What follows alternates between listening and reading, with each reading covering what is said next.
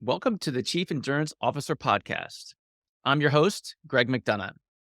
Each week, we hear real-time stories from athletes and CEOs on how to maximize performance through an endurance mindset. Let's get started. Well, welcome to the Chief Endurance Officer Podcast. I'm your host, Greg McDonough. Today's guest started his entrepreneurial journey at 15, digging ditches, and ultimately became an owner of a successful construction business. He is the author of the Wall Street Journal Bestseller, Blue Collar Cash, the president of Rusk Industries, the founder of Comfort, Peace, Freedom Foundation. Please welcome Ken Rusk. Ken, welcome to the show. Thanks, Greg. Thanks for having me. I really appreciate it. It's great to connect. I love talking about endurance and the endurance mindset. So my question for you, Ken, tell me how your endurance mindset has impacted your life unexpectedly. I never realized, and by the way, I've been on a lot of podcasts, as we just mentioned in the green room there. I've never had this question asked before, so thank you for that. That's really cool. I've been on a couple of hundred of these things, and that's a great question. I'm actually excited to answer it. So I would say this. So I never realized the power that vision has when you see something so clearly in your mind that you want to go after, whether it's a sport or a hobby or a new car or a house or a charity moment, a give back thing, a spiritual moment, a vacation, a pet, a relationship. I never realized in my whole life how powerful vision is when it creates anticipation. And what I mean by that is when you have goals that are 1, 3, 5, 10 years out, and I have all of those and I have had for decades, different goals that I keep re-upping and redoing. There's this anticipation thing that happens almost like you're anticipating going on vacation. You know, you set it all up and 3 months down the road, we're going to go to Florida and you feel like the suntan lotion and the salt sea air and the breeze, and you could just get all that, right? You could just feel it, even though you're in Ohio freezing at the time. So yeah, the power of anticipation when it aligns with a strong vision, unexpectedly, amazingly effective. So I would encourage everyone out there to use that because it's free. You don't have any training involved. It is one of the most powerful things you will ever do. That's fantastic. So similar to you not having this question asked, I've never heard that response before. So this was awesome. Can you give us an example of how that's sort of manifested in your life? I'm a big believer in, so I was lucky. I was fortunate enough. I talk about vision a lot and I think it's very powerful. I think the use of, people call them vision boards, but you got to get way deeper than that. I mean, it's got to be something that you really have to have. It's got to be a must have kind of thing. And you have to get really down and dirty and clear and concise with the drawings that you make and where you post them and how that you see them once or twice a day. But I've had things where I decided to buy my first sports car 7 years from the date that I bought it. And I went to the dealership every year for 7 years and got a new brochure to the point where they thought I was nuts. I mean, the salesperson thought I should be committed, but I put that thing on my nightstand and looked at it, and it was something I really wanted to do because I had just built my first business and I was making some money and I felt like I wanted to reward myself. I'm a huge car guy. And so I just put that goal out 7 straight years. When we first went to Scotland with all of our buddies to go golfing, we put that goal out 3.5 years. And so this to me was something that I decided, let's drop the word if when we're thinking about goal setting and replace it with the word when, because I don't care how long it takes you to obtain the goal, as long as you do it for sure.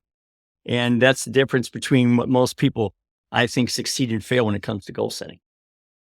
That's very powerful.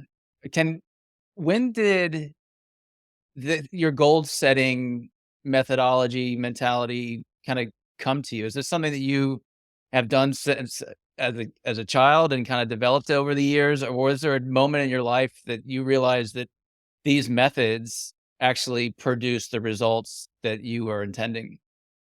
I think it started out in a rather simple way when I was 12 or 13, just doing part-time jobs and stuff. My father was a pretty tough Marine, and he had 5 boys. And at one point, this is in the book, by the way, at one point he was making $14,000 a year chopping lettuce at a grocery store. And so feeding 5 very voracious eaters is not an easy thing to do on $14,000. So, but I remember him saying this, I can do great things for you guys. I can provide you, clothing and shelter, and I can provide you, love, and I can provide you a minimal amount of fun that we can afford to do. If you decide that you need something beyond that, then you need to go out and find a way to do it. And so if I wanted that first aluminum bat for when I was playing baseball, there was a chance that he would say, well, that costs this much money. So go find a way to make that money and go buy your bat. And so visualizing that baseball bat was something that I did for maybe a month and a half while I was out there making money. They probably cost $25 back in the day. I don't know. But going out again, this isn't all about material things. And I caution everybody when I say that. It's about the memories you create with those things. Like I knew that I could take that baseball bat and hit a home run, maybe score the winning game or the winning run in a baseball game. And that's the kind of thing that, helping out my team. And that's the kind of thing that kind of drove all that stuff. So yeah, long story short, early on, I knew that it was in my control to get what I wanted for myself. And so I kind of went out and did that. It's interesting you brought up memories. I was just chatting with my daughter yesterday, and in the holidays we send out holiday cards to friends and family, like many people do. But she's now starting conversations with us about what pictures we're going to be putting on next year's holiday card. And what I realize is that we've got an opportunity to create those memories now in future pictures that are then going to be illustrated on this postcard. So it was this amazing, fascinating, and that came to mind when you mentioned memories. Well, isn't that so cool? Because if you think about it, what happens at Christmas time? You either go back through a box of pictures that were already done, or you say, oh my gosh, we got to go to the park and take a picture. Well, what if you kept this mindset in mind all year long? And then you said, hey, that's a good one for the Christmas card, or this one's it. To me, I would much rather see what people have done all year long than potentially them just standing on a bridge in some park and with their Christmas gear on. You know what I mean? I kind of like what people are up to. Some people, we get Christmas cards, they actually write letters about what their family's been up to for the year. That's pretty cool too, because you kind of get to grow with them that way. Absolutely. And one of my goal setting rituals is writing my letter to myself as if I've already lived the year. So it's December 31st, 2024. And these are the things that I've accomplished. These are the things that I struggled with. These are the things. And it's amazing when you get to the end of it, how much that actually materializes. And I think to your point around goal setting, it's because you're visiting that and you're visualizing it and you've got intention. I would love to know or hear more from you around how different goal setting is for a 12-month period to a 60-month period, a 5-year, 10-year goal. Walk us through sort of a little bit of the dynamics between shorter term goals versus longer term goal setting. Well, I think first off, you have to, whatever this is, you have to really want it. I mean, that's the first thing I caution, because, we have these giant goal boards here at the office. They're huge black glass boards. They're like 8 feet by 8 feet. They're huge. And we take these neon markers, kind of like you'd see if you're going to a Mexican restaurant and they're writing the margarita special of the day, they write in all those bright colors, So we take these markers and they have to put these goals up on the board, but they have to do it with absolute precision and clarity. In other words, the one gal said she wanted to visit her aunt in Europe, and it cost her, $2,500, I think, to go do that. So I said, well, when do you want to do this? And she said, well, as soon as I can. Well, what can you afford to save? So you literally take those numbers and just break them out. I mean, to make math easy, if you save $50 a week, you're going to go in a year and a few months. If you save $25 a week, you're going to go in, 2 years. Okay. So it just depends on how you do that. And that's the part that I think most people kind of miss is how simple this is. This is just simple math. If you have a goal that has a number attached to it, or a pounds that you want to lose, or a language that you want to maybe get or learn, all you have to do is just break those goals down into simple steps, whether it's 52 steps or 104 steps, or 156 steps, or however many steps that is. Because what happens is the very first step is the hardest one because that's the design of the goal itself, right? And once you have it designed and up on the board, okay, I'm going to save this much money for this many weeks, and this is where I'm going to go, signing it, dating it, committing to it, sharing it with everybody so they can see it. You're just kind of like breathing, and you're going to get this thing. I mean, you're just kind of walking these steps every week. But what happens is, and the beautiful part about this is, the more you walk those steps, the more confidence you build in not only the fact that you're going to do that, but the joy of the anticipation starts to show up, because you're like, wow, I'm 3 months into this 2-year goal already. It felt like yesterday I put that up on the board. So now your confidence builds, your anticipation builds, the joy builds, the thinking about what you're going to do. And if that doesn't make you a much more confident, much more hopeful, much more pleasant person to be around, I don't know what does. Very well said. Changing the dynamic slightly, does goal setting differ for team goal setting? So you're running your business. I'm not sure what your size is, but you've got lots of teams within your organization that you lead or your team members lead. When you're goal setting for a team, talk to us about that dynamic and how that differs from like your personal weight loss goal. So great question. That is another really great question. So this is important because I've always said that I can't get what I want for myself, nor can my company get what it wants or needs until all of you people working within this organization get what you want first. And it's absolutely true, Greg. I mean, every business is a linear thing. There's input, there's work, there's output. And I, as the owner, I'm always on the output side. I'm always at the end, right? If there's profit left over, then maybe I win. So everybody else has to win first before I win. And I always tell people here, I want you to work for yourself first and for this company second. Because if you're winning, then I'm going to win. But when you create a team, then what you do is every one of those team members has to have something that they're going to personally win by getting this team goal. And then the company also has to have this thing that they're going to share in response to that, hitting that goal. So I look at it this way. Let's say you have an annual revenue goal. Okay. So you have to align let's say you have 10 people, you have to align all 10 people and say, so how is the hitting of this goal and the revenue that you're going to gain from it? Because I'm going to share some of that revenue with you. How is that going to affect you personally? Okay, well, I'm chasing this, I'm chasing that, I'm chasing this, I'm chasing that. So good. You got 10 goals of personal things that people want.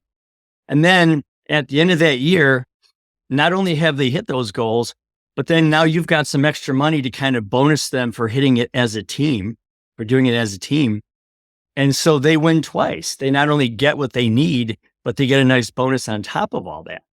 So yeah, it's a very, very powerful thing because what it creates is something I call entrepreneurship, where you have people that are working within your organization and maybe they don't want to take the risk that I do, buying 40 dump trucks or, doing all the things that I have to do, but they want to feel like they're in control of their individual departments, their input, their output. Okay.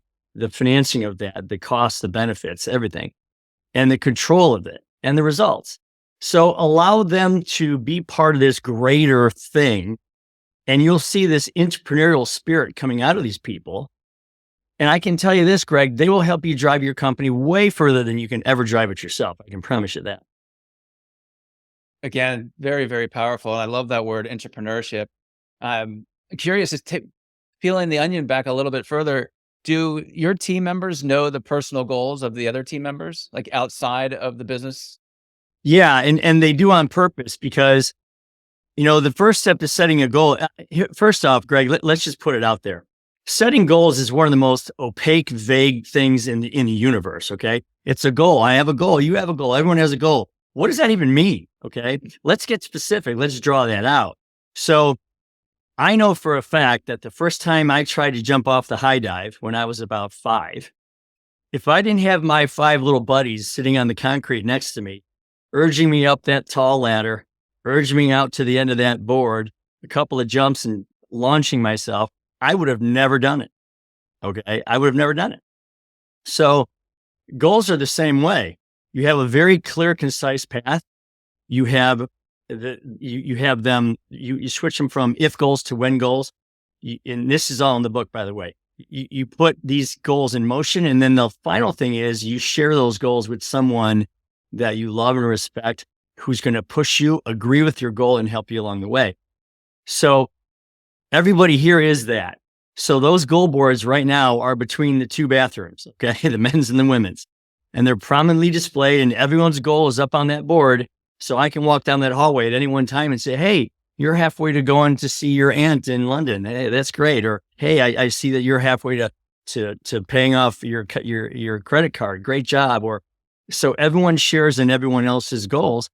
And guess what? When you put it up there, you better be doing it because it's there for all to see. That's fantastic accountability. Ken, my curiosity is going crazy.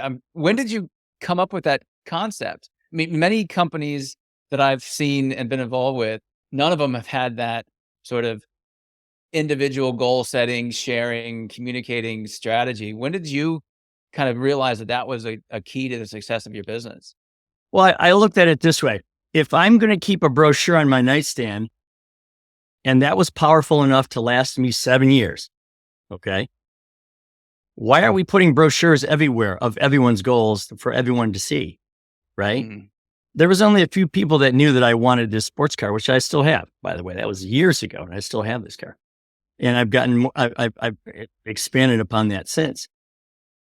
But I can tell you, it's so much fun to share or have someone else share in a goal that you have. And I thought, well, if that's the case, then why shouldn't we all share in everybody else's goals, commit to them, put them up on the board, and have other people kind of like high-fiving you along the way? I mean, well, if you think having a goal is good by yourself, imagine 30 other people knowing it and celebrating you as you're winning it. Pretty powerful stuff. Absolutely. So are those team members on that board putting where their status is? So it's not just, here's my goal for the next 12 months or whatever, 18 months, 60 months. Are they constantly updating like their progress against that goal on those boards as well? Some people do. Some people say, hey, I need to save $2,500 to pay my dad back for a car that he loaned me money for. And some people, I mean, as long as you have it out there, you know, her name was Kiara. She's in the book, by the way. So she wanted to pay her dad back this money. So I think she saved $38 a week, okay, for a year.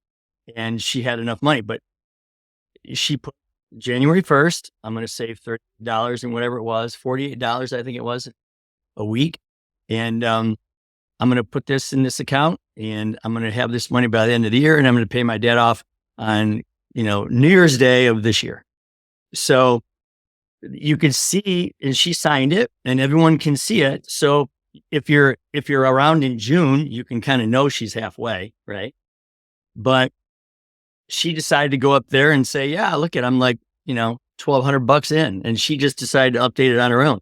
Most people, you can figure it out just by looking at the opening and closing date, right? But yeah, it's kind of a shared energy thing, and it just works. I love it. Shifting gears slightly, Ken, let's talk about your book. When did that inspiration come? Was that a goal that you had years prior to publishing that came to fruition, or was there some sort of other catalyst to kind of motivate you to write the book? Well, there was two catalysts. The first one's a difficult one because, my daughter, when she was 12, she got sick. She got cancer, and really, really hard 5 years for her, for her mother, and for myself. I mean, it's one thing to see an older person get ill. It's tough to see your child get ill. Let me tell you that. But what happens in that process is, you begin to kind of look around at life because you're sitting in waiting rooms and you're sitting in oncology rooms and ultrasound rooms and office visits. And you have a lot of time to think while things are happening to your daughter. And she's fine now. In fact, we just had our first grandchild, and I just Oh, that's awesome. over the moon about it. Thank you. But what happens is you have a lot of time to think. And I kept saying to myself, okay, if I was going to impart any wisdom that I might have gained as a ditch digger for 30 years, what would I tell her? And, I thought, well, I should give her the mindset of what should I be chasing in life? What am I really after in this thing we call life? And the words comfort, peace, and freedom, Greg, just kept showing up. I couldn't get rid of these words. Comfort, peace, and freedom. They were like a triangle. And I every time I looked at them, I could see them as like interconnected with each other, almost dependent on each other for their very existence. So that started the whole process. I was writing a letter to my daughter, Nicole, and that letter went 15,000 words, I think. Okay. I just kept going. And then, whenever you run a company that you have a lot of construction type things, you have a lot of young people doing it. So I've always been kind of an involuntary, but happy to do so life coach. I have no training, never went to college. I've got no letters after my name.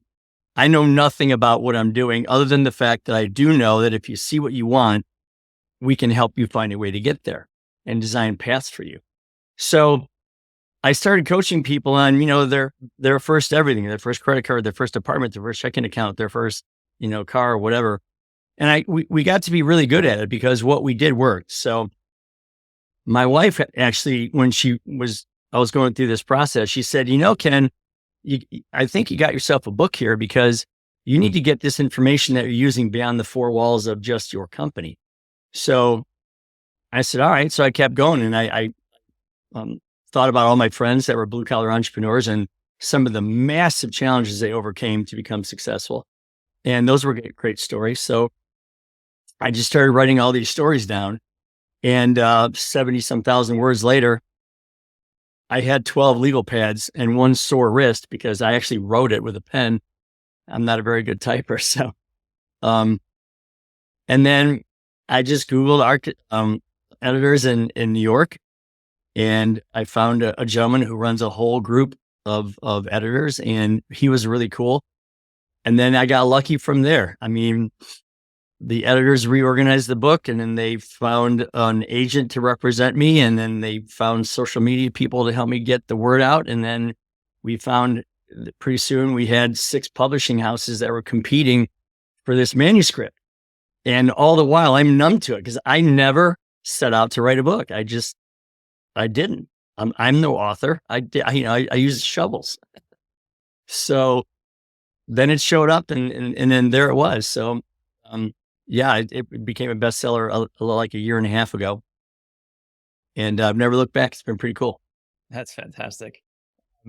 Any unexpected benefits from publishing your book that have come into your life that you weren't expecting? When you do this, first thing that comes to mind is, who the hell wants to know what I think? Like, who wants to hear what I have to say? Right? I'm serious. And I've gotten a lot of reviews from people like Amazon reviews and stuff like that, who would say, this needs to be absolute mandatory reading for every high schooler in the country. This really sets you in motion to learn things that they're not teaching you in school.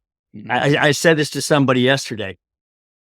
I think I know what the word past participle is, but I don't remember what it was. I don't remember what it does. I don't remember anything about that from high school, right? Past participle or, adjective or pronoun. I mean, but what I do know is what you see, your brain connects you to. So can we maybe start teaching a little more effective stuff in high school about what life really brings you rather than some of these things that you're never going to use again? And so, that was pretty surprising how many people said, this book should be required reading for every high schooler. That's pretty cool. Absolutely. Shifting gears a little bit again, Ken, let's talk about your foundation. When did that get started? What's the mission? Give the audience a flavor of your foundation. I heard something really funny the other day. People, I'm on a lot of these shows, and sometimes you'll see people, they have a lot of books behind them. They have lots of books on their shelf. And one of the guys told me, he said, you got to make sure that your book is a self-help book, not a shelf-help book. And I thought that was pretty funny. So it hit me that I needed to take this book, and I'm going to use the word force. I wanted to force people into changing their lives. Because everyone reads a book and they go, wow, that's pretty cool. That knowledge is great. I think someday that I'll use that knowledge if I ever get the chance, And what people don't realize is when you use the word someday, what you're saying is at some point in the future that is not yet determined. Okay. So, you know what, someday I'm going to start working out. Okay. So you're going to start working out at some point in the future that is not yet determined. What does that even mean? Right. So I literally wanted to force the issue by putting this course together, and this course takes you through the book and helps you to change your life this afternoon, like not tomorrow, not next month, but today. So it's such a powerful thing, and it works so well that I decided I wanted to start giving it away to those who really need it. And I'm talking about, maybe kids that are in need, or Gold Star families, veterans that are outside the reach of government services, at this point. I wanted to start this foundation to try to help people really shorten the learning curve to their own entrepreneurism, because every one of us can be an entrepreneur. I absolutely believe that. You just have to have a large enough want. And that's what starts every entrepreneur down their journey is a big want. They want something. And their why is powerful. And when that happens, all these little characteristics that I talk about in Blue Collar Cash, like persistence, resilience, things are not rocket science, like faith, encouragement, humility, and initiative, and generosity, and humility. Those things all kind of come out in you when you have a want that's really powerful. Is there a way for our audience members to support your foundation? Do you take outside support? Absolutely. You can go to veteransuccess.org. Veteransuccess.org, and you can make as little as a $10 donation, I think. I mean, for every one of these services, to help one person, it cost me $179. Okay. And that, to change your life, I think is pretty reasonable when you think about what most people go through. And think about it. If you could slow down the rate of these 22 suicides a day we're having from the military, if you could change one of those lives, what is that worth, right? So these are the types of materials we need to get into their hands so that they live a very focused life rather than a very unfocused, uncertain, lonely, and then bad decision type of life, right? Absolutely, 100%. And I would guess that if an audience member who is in need of your foundation could also go to your site to apply for the course or those types of things as well. Yeah, absolutely. They would just have to send us a message, and we'd be happy to support them in any way we can. It's all about in and out. Okay, we're going to help as many people as we can, and I can't wait. It's such a cool thing. Believe it or not, we've helped 2 or 3 veterans in our own company who were over in Afghanistan dodging bullets and digging holes in the sand to sleep in. And all I can think of is, if you've gone through that in any way, shape, or form, why are you in need of anything when it comes back to defending the freedoms of the United States? I mean, we should be giving you anything you need to make your life good after what you've done for us. So there it is. That's very well said, and I 100% agree. Ken, talk to us a little bit more about you. You mentioned a little bit of your childhood. You've got 4 other brothers, Marine father. Talk us through when you first picked up your shovel and finally got into your entrepreneurial journey. So my high school shared a fence with an industrial park, and this industrial park had a whole bunch of businesses in it.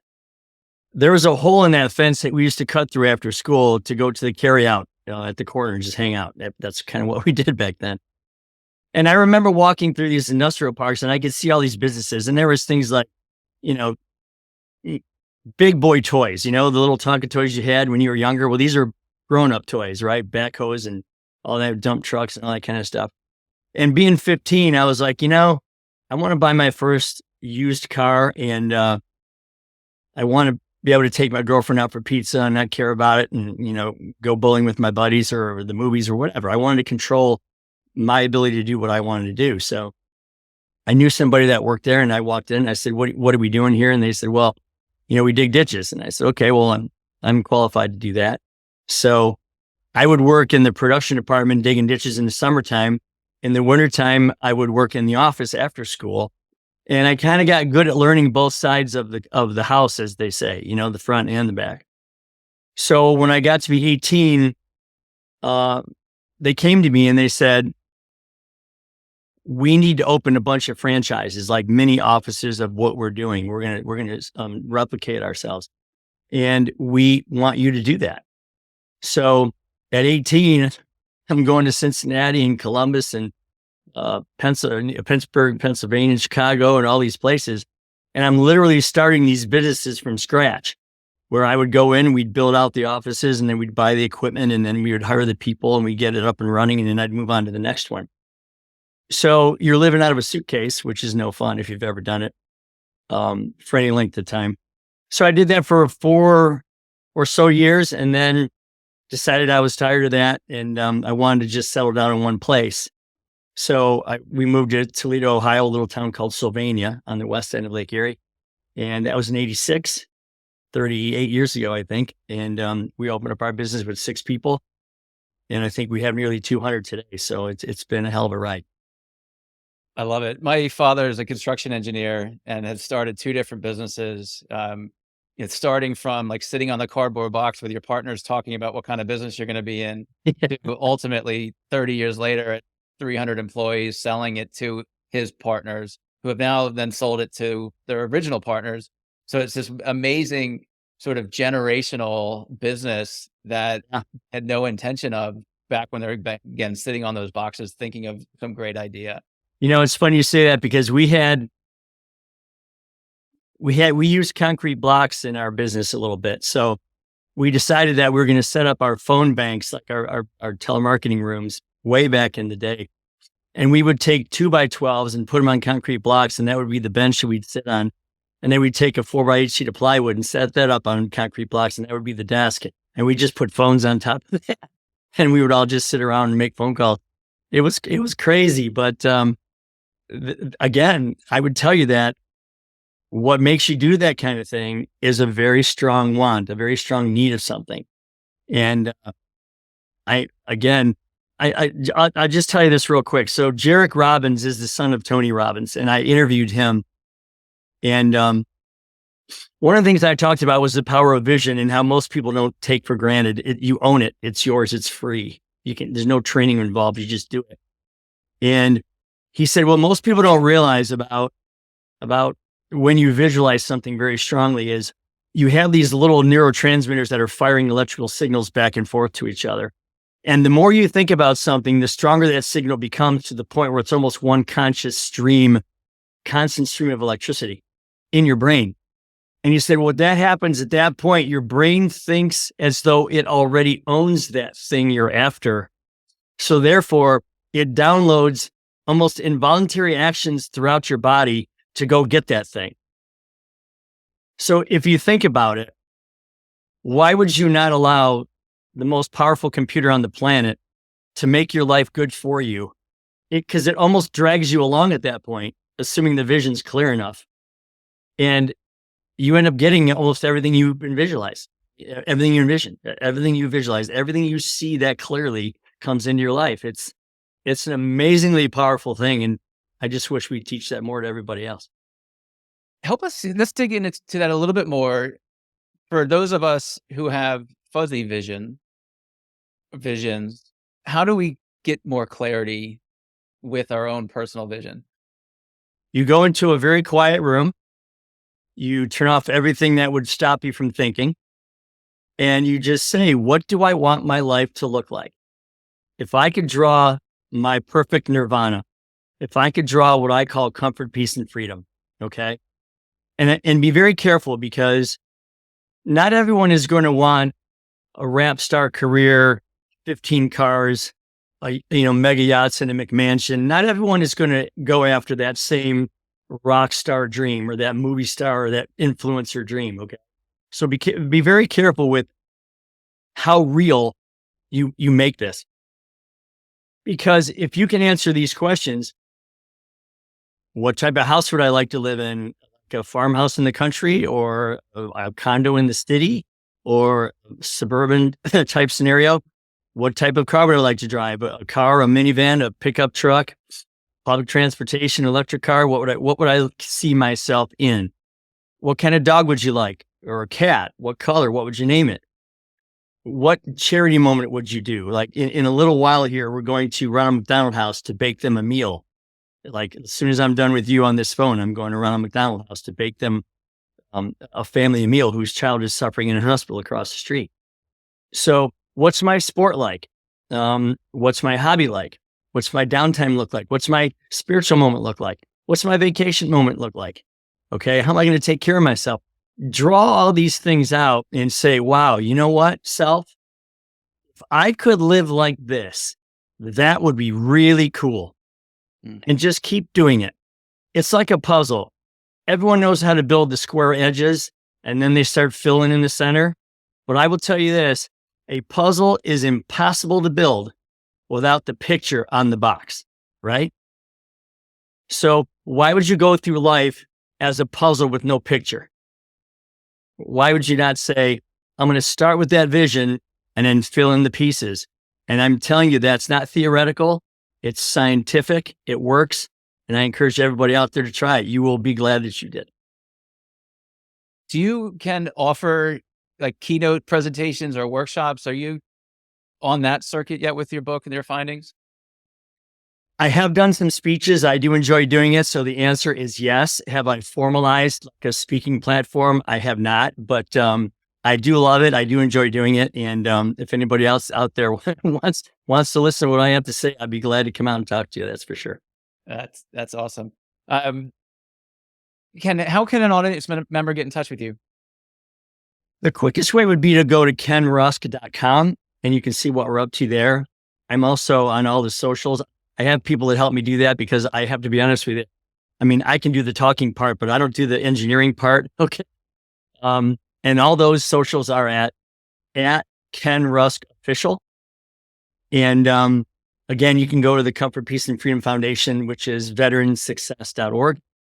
And we're kind of all over the place. The book you can get at all the usual suspects, Amazon, Barnes and Nobles, independent bookstores, and all that stuff. So yeah, we're trying to get the word out. That's fantastic. And we'll include those links on our show notes. Ken, I'm so happy to hear that your daughter at 12 years old has survived and is healthy and now giving you a grandchild.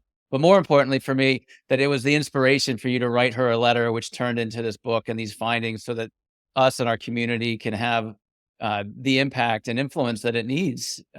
It's a true gift and tool that you've provided. So thank you for that. I also enjoyed our conversation around entrepreneurship. That's a term that I'm going to start using regularly, and really thinking through, shifting an if goal to a win goal. There's some real powerful content that you and I have discussed over these last 45 minutes. And I wanted to thank you for that. I wanted to thank you for the impact you're having on our community. It's been awesome to have you as a guest on our show. Well, thank you for the opportunity. I love doing it. I love what you're doing because between the two of us and everyone else that does this, we're trying to leave just a little bit of a better impact on this world, which is full of negativity and drama and insanity, as you know. And I think it's incumbent upon all of us who've been given a gift to share that gift. And that's what you're doing. That's what hopefully I'm doing. And I encourage everybody to get out there and make that happen. That's my absolute pleasure. And it is a gift, and us paying that forward is essential. Thank you again. You're welcome. Thank you for tuning in to the Chief Endurance Officer podcast. To hear more inspiring stories and strategies around the endurance mindset, be sure to subscribe below or visit us at chiefenduranceofficer.com. Until next time, keep pushing those limits